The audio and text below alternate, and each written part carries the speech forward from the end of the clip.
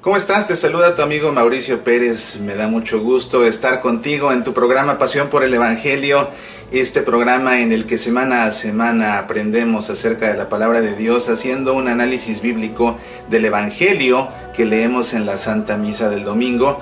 Y este es un tiempo importante, estamos ya llegando al final del tiempo de Pascua y tenemos 3 celebraciones muy importantes en puerta, comenzando con la de este domingo, que es la Ascensión del Señor, para después continuar con el domingo de Pentecostés y una semana después celebrar la Santísima Trinidad, dogma central de nuestra fe. Así que hay muchos temas muy importantes que nos ocupan y que estarán captando nuestra atención en estas semanas por venir, como te digo, empezando en esta ocasión.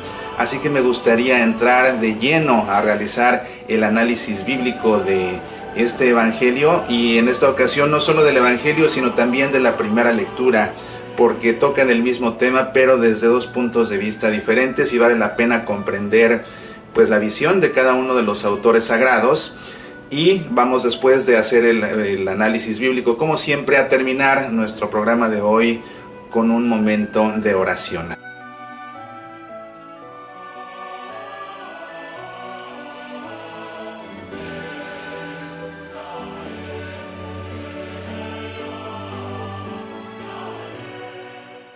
Si estás viendo Pasión por el Evangelio es porque te interesa conocer más acerca de la palabra de Dios y porque te apasiona la interpretación de los textos bíblicos. Te invito a que me acompañes en el taller teórico y práctico Métodos de Interpretación Bíblica en la Iglesia Católica. Te hablaré de cada una de las técnicas de exégesis que usan los biblistas en la Iglesia, y después haremos un ejercicio paso a paso interpretando una perícopa del Evangelio empleando uno de los métodos que aprenderemos. Acompáñame el próximo lunes 8 de junio por la noche a través de Zoom.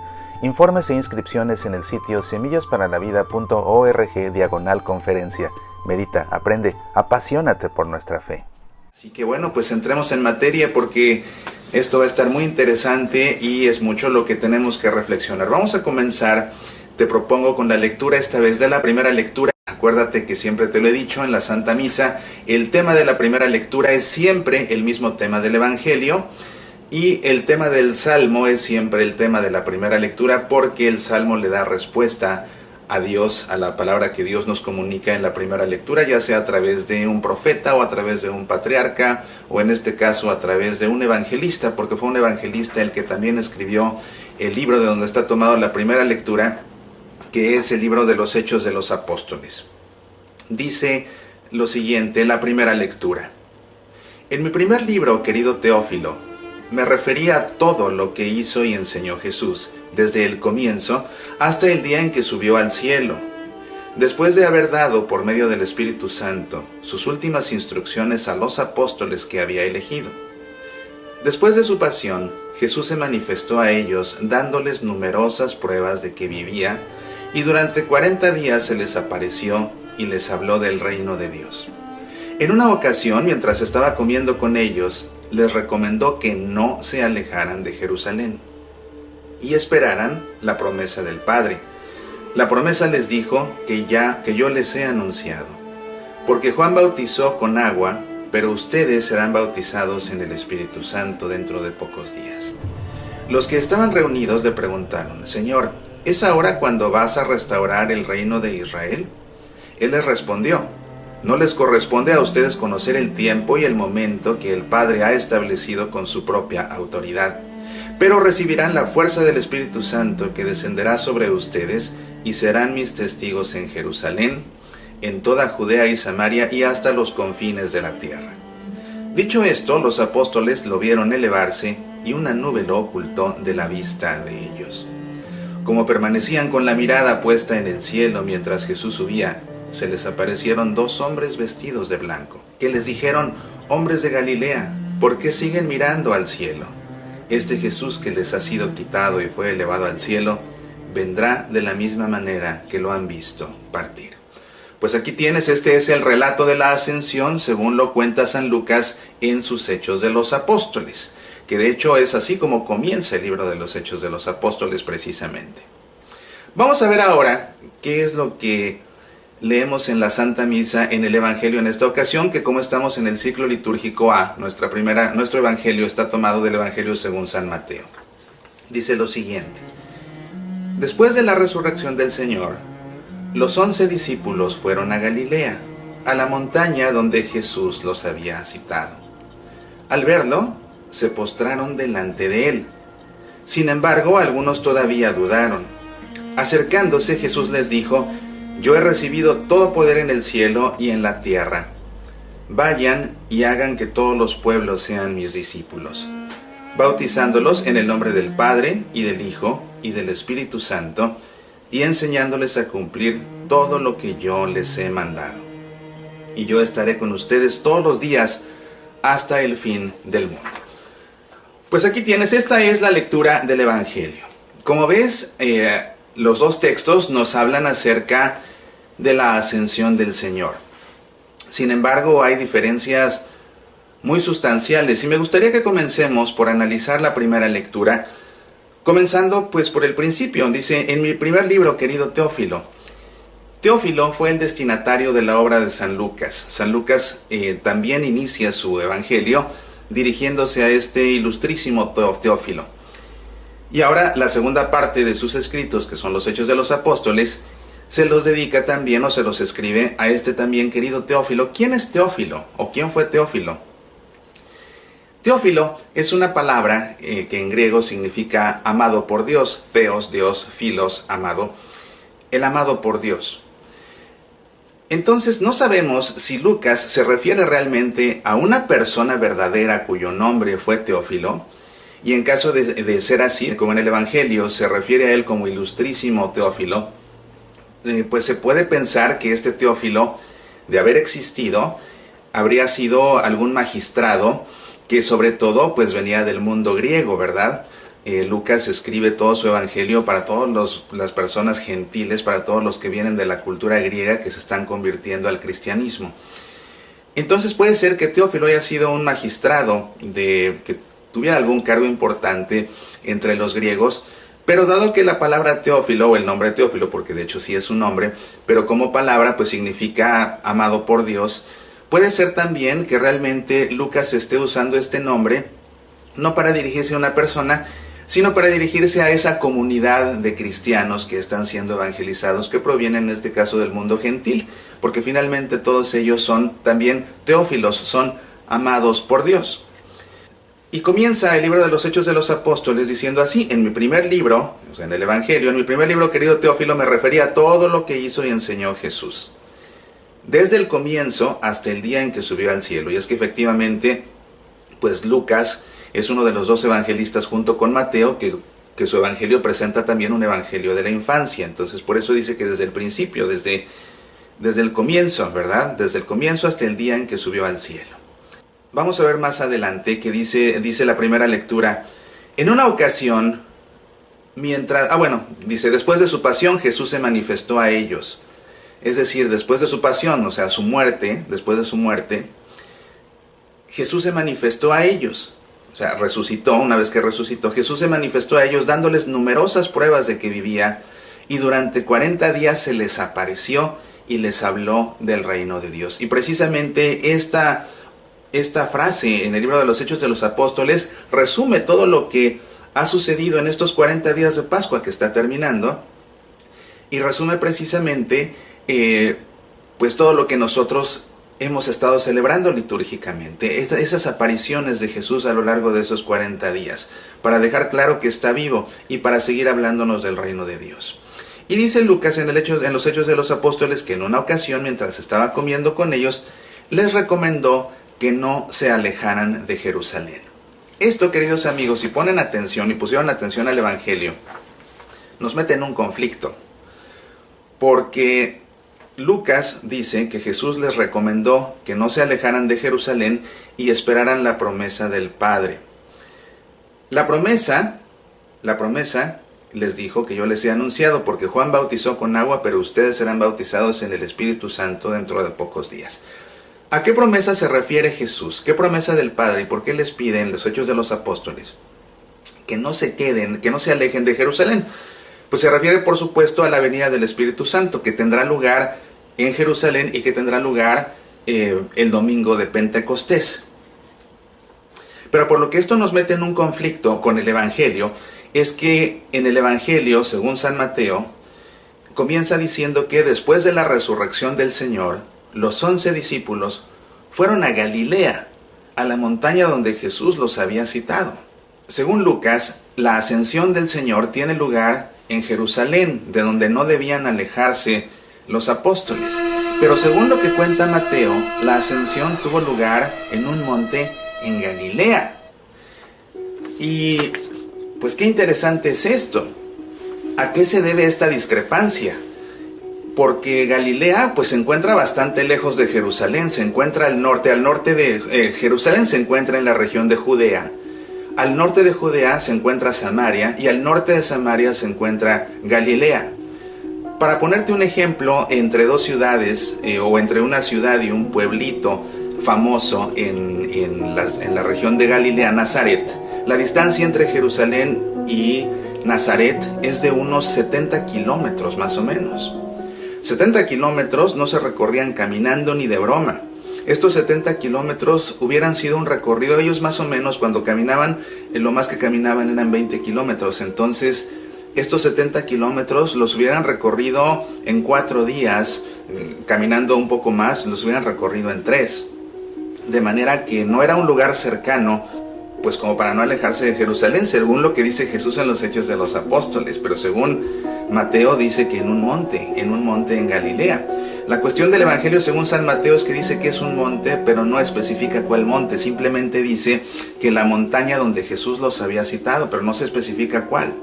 Entonces tenemos aquí una discrepancia geográfica muy interesante, porque según estas dos versiones del evento, de la ascensión, tuvo lugar en 2 sitios diferentes. Entonces, ¿qué es lo que pasa aquí? ¿Alguien está equivocado? ¿O alguien miente? ¿O podemos descartar el evento como falso, dado que los dos testimonios se contradicen? Como ves, es un tema interesante que tenemos que reflexionar. Bueno, vamos a ver en el Evangelio qué pasa atrás. Fíjate que esta perícopa que leemos de la ascensión en el Evangelio según San Mateo pertenece a la última parte del Evangelio según San Mateo, justamente qué es lo que sucede después de que Jesús resucita. Y en el Evangelio según San Mateo, lo que sucede después de la resurrección es muy escueto. Viene María Magdalena y la otra María, dice Mateo, vienen en la mañana del domingo a la tumba, al sepulcro, y se encuentran que ya está abierto.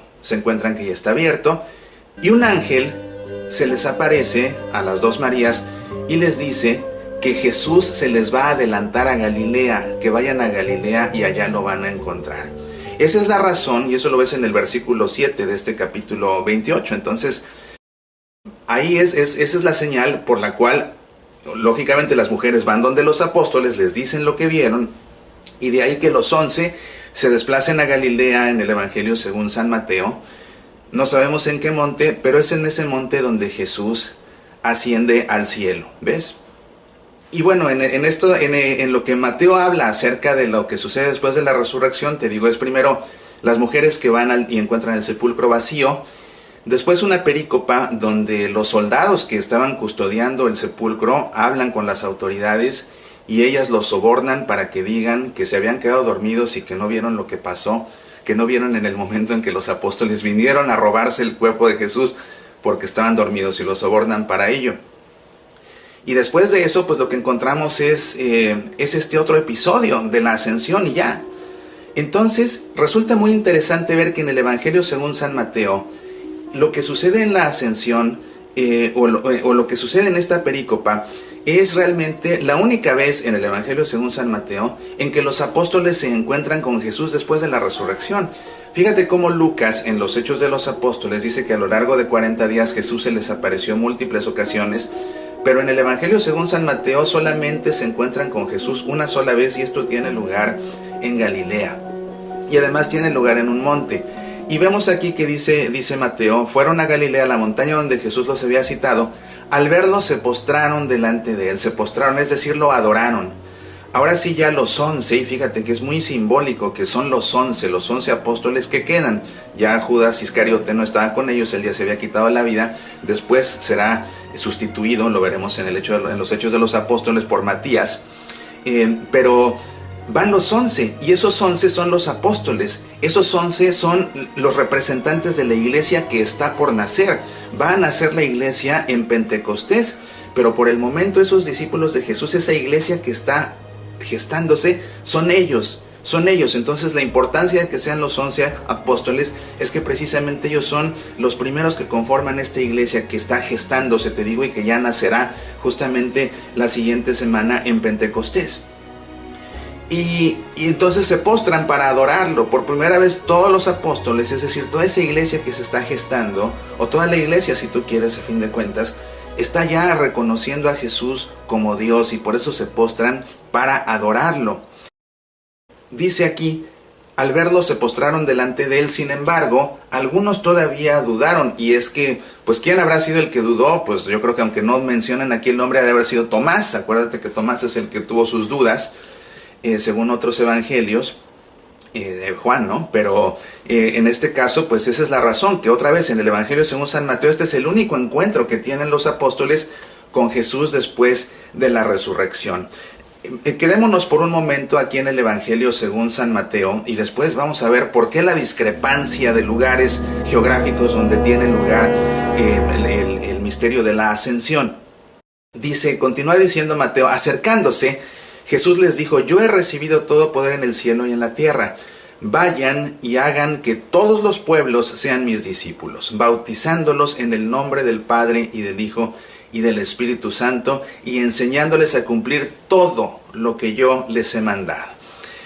Esto pues es la misión apostólica que Jesús le encomienda no solo a esos apóstoles, sino que le encomienda a toda la iglesia, nuevamente la iglesia que está gestándose, que por el momento está formada por estos 11. Y que a fin de cuentas será una iglesia apostólica. Y si nuestra iglesia es católica y es apostólica, es precisamente por lo que estamos viendo aquí. Es apostólica porque es una iglesia que está fundada a través de estos 11 apóstoles, pero que además tiene una misión de envío, porque apóstol significa enviado. Entonces, nuestra iglesia es apostólica en primer lugar porque está fundada a través de los apóstoles. Ahí es donde tiene su origen, sus cimientos en los apóstoles, con Pedro como piedra angular de toda esa edificación. Pero además es apostólica precisamente porque tiene un envío, tiene una misión. ¿Y cuál es la misión? Precisamente esta. La misión es ir y hacer que todos los pueblos, y aquí llama mucho la atención el superlativo todos, y como son todos los pueblos, lo que quiere Jesús es que esa iglesia no esté limitada nada más a ellos, ni tampoco nada más al pueblo de Dios hasta ese entonces, que son los judíos, sino a todos los pueblos. Es decir, que el sentido de la misión es universal. ¿Y cómo se dice universal en griego? Se dice católicos. De manera que nuestra iglesia apostólica es apostólica nuevamente porque está cimentada en estos 11 apóstoles, porque tiene este envío, y el envío es precisamente extender esa iglesia de manera universal, de manera católica, a todos los pueblos, bautizándolos en el nombre del Padre y del Hijo y del Espíritu Santo. Esa es la primera cuestión. Para que todos los pueblos formen parte de esta iglesia, tienen que ser bautizados en el nombre del Padre y del Hijo y del Espíritu Santo. No en el nombre de Cristo Jesús, como hacen algunas iglesias protestantes. No, en el nombre del Padre y del Hijo y del Espíritu Santo. Por eso es que el único bautismo legítimo, ese es el que celebra en el nombre del Padre y del Hijo y del Espíritu Santo, porque con todas sus letras ese es el mandato que dio Jesús. Pero no solo eso, también dice, enseñándoles a cumplir todo lo que yo les he mandado. Y otra vez el superlativo, o sea, todo, no le quiten nada. Todo lo que yo les he enseñado. ¿Y dónde se encuentra todo lo que Jesús ha enseñado? Pues precisamente en el Evangelio. Entonces, esta misión apostólica consiste en ir por todos los pueblos, a todos bautizarlos y a todos enseñarles el Evangelio. Es una tarea, pues, es una misión de bautismo y también es una misión de evangelización. Y finalmente Jesús dice, yo estaré con ustedes todos los días hasta el fin del mundo. ¿Quiénes son ustedes? Pues los 11, o sea, toda esa iglesia que está gestándose y que va a nacer en el domingo de Pentecostés. Bueno, entonces esto es el Evangelio según San Mateo. Ahora vamos a regresar al recuento de la ascensión que hace San Lucas para ver qué dice él en los Hechos de los Apóstoles. Y les dice, los que estaban reunidos le preguntaron, Señor, ¿es ahora cuando vas a restaurar el reino de Israel? Él les respondió: no les corresponde a ustedes conocer el tiempo y el momento que el Padre ha establecido con su propia autoridad, pero recibirán la fuerza del Espíritu Santo, que descenderá sobre ustedes, y serán mis testigos en Jerusalén, en toda Judea y Samaria, y hasta los confines de la tierra. ¿Ves? Aquí también se da ese sentido de universalidad, ese sentido de catolicidad, ¿verdad? ¿Pero cuándo? Cuando reciban al Espíritu Santo, que habrán de recibir en Pentecostés. Dicho esto, los apóstoles lo vieron elevarse, y una nube lo ocultó de la vista de ellos. Entonces Jesús se va al cielo, y lo oculta una nube. Muy simbólico que sea una nube, porque en el Antiguo Testamento, piensa en el libro del Éxodo, la nube es el símbolo de Dios.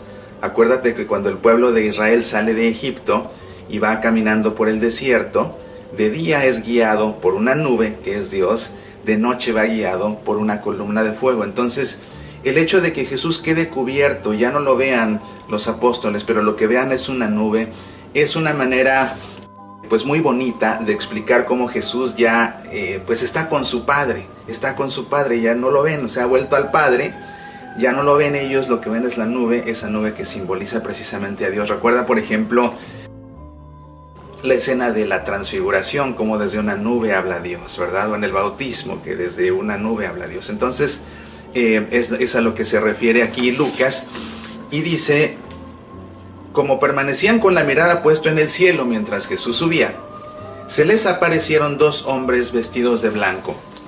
¿Quiénes eran estos dos hombres vestidos de blanco? Pues eran ángeles. ¿Por qué sabemos que son ángeles? Porque no llegaron, se aparecieron. La gente llega, los ángeles se aparecen, y los ángeles están vestidos de blanco. Son dos. A Lucas, acuérdate que a Lucas le gustan mucho los ángeles, y a lo largo del Evangelio los ángeles pues se aparecen en diferentes ocasiones. Desde el principio es un ángel, un arcángel, el que habla desde el principio de su Evangelio. Primero que nada habla con el papá de Juan el Bautista, después hablará con la mamá de Jesús, precisamente para anunciarles que van a ser Juan el Bautista y para anunciarle a María que van a ser Jesús. Entonces ya desde el principio vemos un arcángel.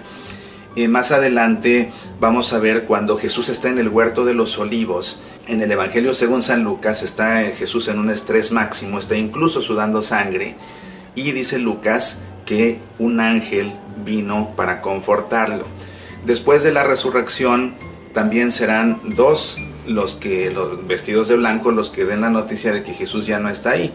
Y ahora son otra vez estos dos vestidos de blanco, dos ángeles, los que le vienen a decir a estos que están viendo, que están boquiabiertos, que están anonadados: hombres de Galilea, ¿por qué siguen mirando al cielo? Este Jesús que les ha sido quitado y fue elevado al cielo, vendrá de la misma manera que lo han visto partir. Y aquí esto es un anuncio de la segunda venida de Jesús, de lo que nosotros conocemos como la parusía, esa venida gloriosa y definitiva que Jesús tendrá en algún momento, que pues no sabemos cuándo será.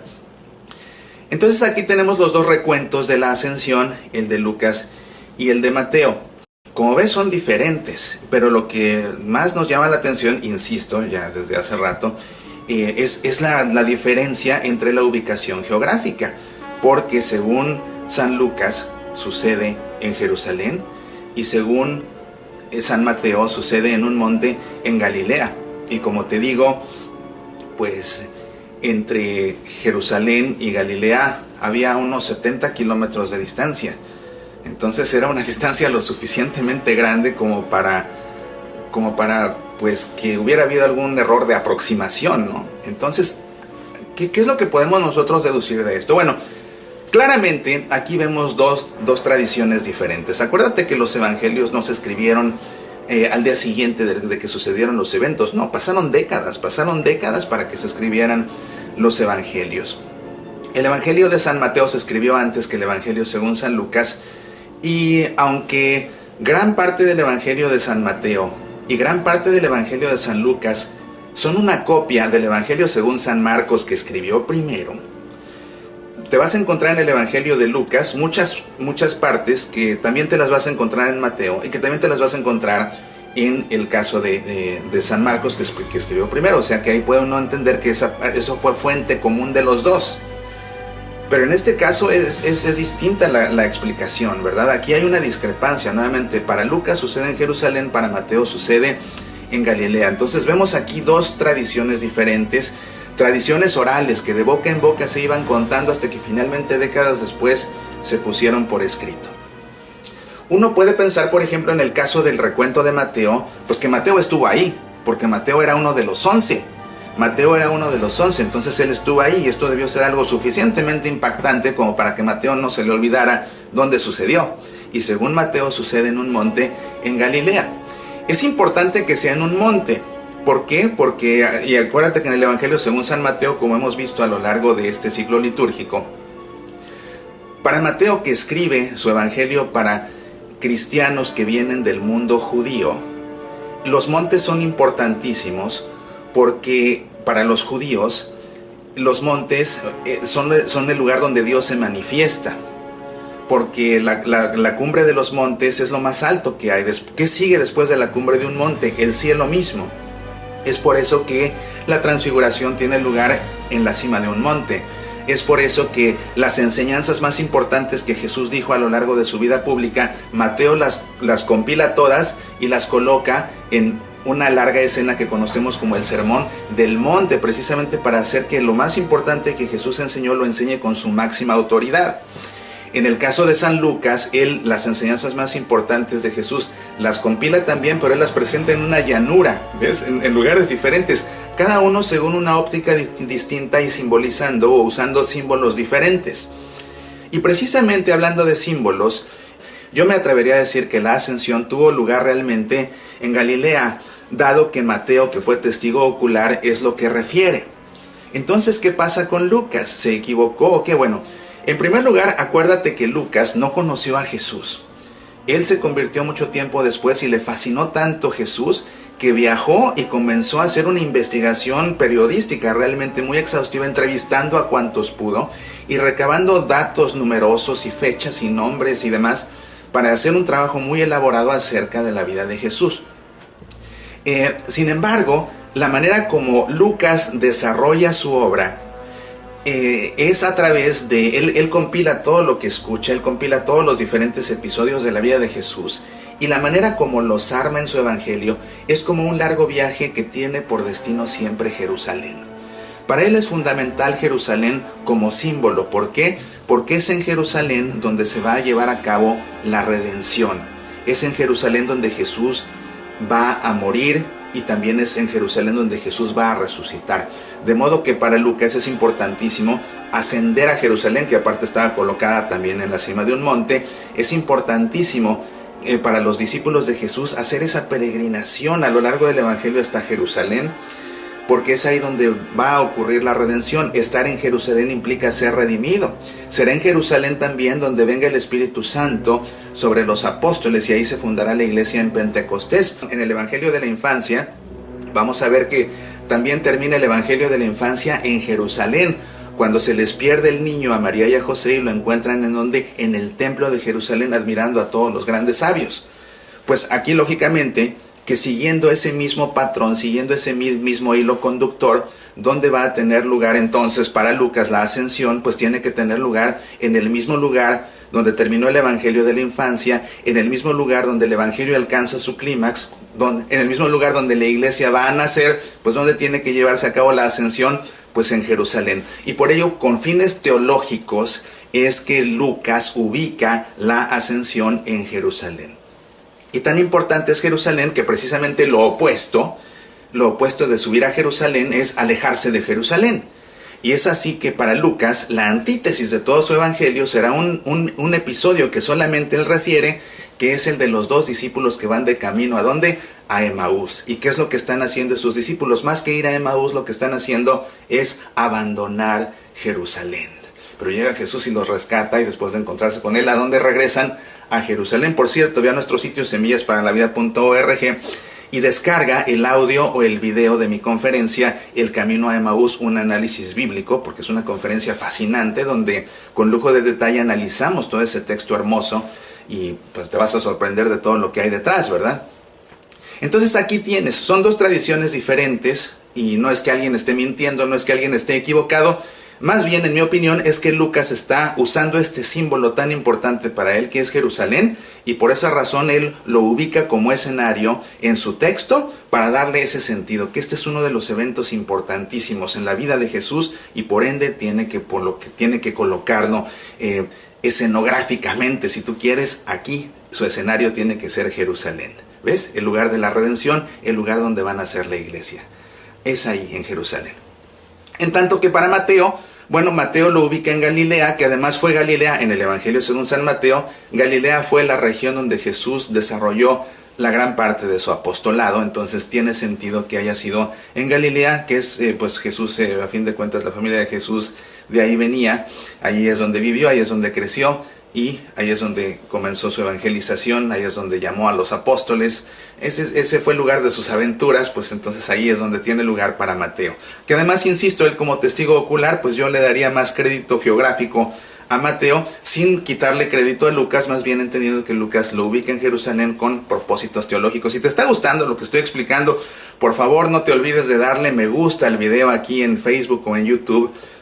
Y también de compartir el video, por favor, porque en la medida en que lo compartas y que marques que te gusta, más personas van a descubrir el video y así más personas van a comenzar a seguir nuestro programa y a ver los videos anteriores y aprender tanto como estamos aprendiendo tú y yo. Pues bien, este es el análisis bíblico de la primera lectura y del Evangelio de este domingo de la Ascensión. Como ves, un tema desde un punto de vista bíblico fascinante. Ya será tarea tuya escuchar qué tiene que decirte tu sacerdote en su homilía y complementar, pero seguramente que esta lectura, cuando en la Santa Misa leas estas lecturas después de haber hecho este análisis, seguramente que no va a ser lo mismo. Quisiera invitarte a que visites nuestro sitio semillasparalavida.org, te des una vuelta por nuestra tienda en línea. Con eso nos ayudas a continuar nuestra tarea de evangelización. Como sabes, nuestro programa Semillas para la Vida se transmite en 27 estaciones de radio en 10 países.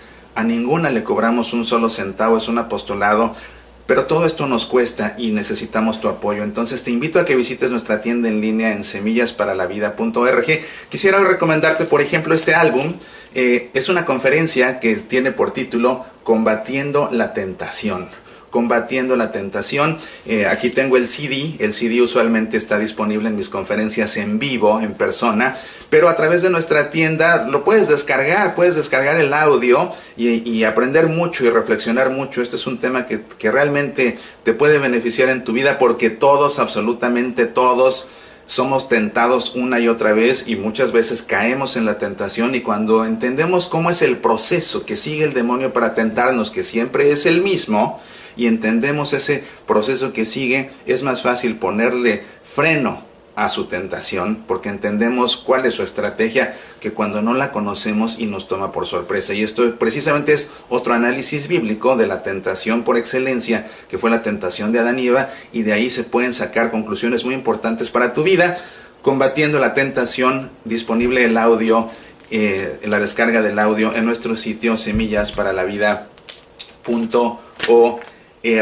También el video está disponible. Esta conferencia de hecho está grabada en vivo. Date una vuelta por nuestra tienda y aprovéchala, te la recomiendo muchísimo. Pues bien, ¿qué te parece si, como siempre hacemos, después de haber aprendido tanto en este día, nos detenemos un momento, interiorizamos todo lo que hemos escuchado, y me gustaría invitarte a que juntos tú y yo en este momento tengamos un momento de intimidad con el Señor y de oración.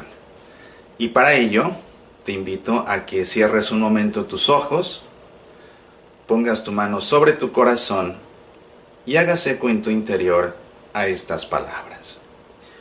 Todo esto, por supuesto, a propósito de la ascensión de Jesús al cielo y esa gran misión que nos deja de ir por todo el mundo, bautizar a todas las personas en el nombre del Padre y del Hijo y del Espíritu Santo, y enseñarles todo lo que Jesús nos ha enseñado en el Evangelio.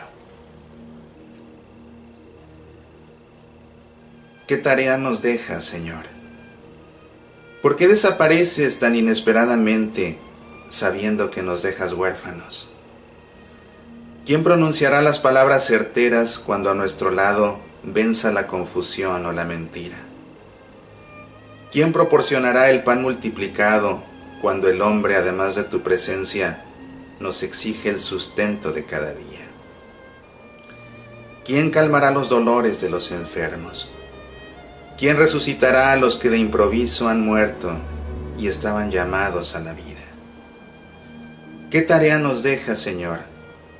Te vas al cielo y mirando a nuestro derredor sentimos que nos va a faltar tu mano. Que tus huellas se difuminarán como el agua del mar elimina las de la arena. ¿Qué tarea nos dejas, Señor?